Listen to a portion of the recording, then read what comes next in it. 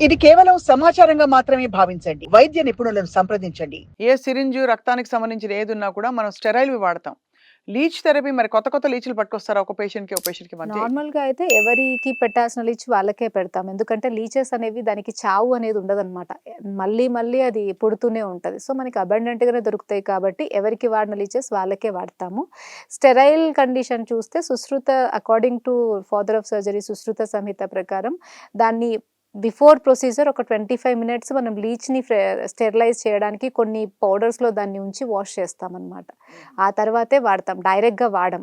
అంటే చాలామంది అడుగుతూ ఉంటారు.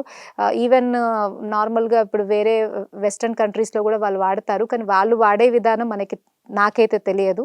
బట్ మన ఆయుర్వేదిక్ ప్రకారం దాన్ని ఏ రకంగా వాడితే అది ఎటువంటి ప్రాబ్లమ్ కలుగజేయదో మనం ఆ రకంగా దాన్ని మొత్తం స్టెరైల్ చేసి, లీచ్ థెరపీ అయిన తర్వాత కూడా ఎటువంటి ఇబ్బంది ఉండకుండా మెడిసిన్ పెడతాం మనం.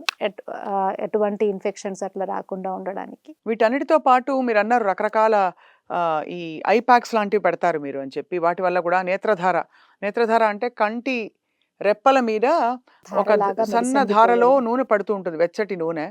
నెయ్యి వేస్తారా? నూనె వేస్తారా? ధార అంటే నూనె వేయొచ్చు, నెయ్యి వేయొచ్చు, మెడికేటెడ్ కషాయాస్ వేయొచ్చు, పాలు వేయొచ్చు. ఏదైనా కూడా మనం ఒక లిక్విడ్‌ని ఒక స్పెసిఫిక్ లెంత్ నుండి ఒక స్ట్రీమ్ లాగా పోయడాన్ని ధార అంటారు. వాళ్ళ కండిషన్ ప్రకారం మనము దాన్ని సెలెక్ట్ చేసుకుంటాం. మెడిసిన్‌ని వాళ్ళకి ఏది అవసరమో దాన్ని బట్టి సెలెక్ట్ చేసుకుంటాం.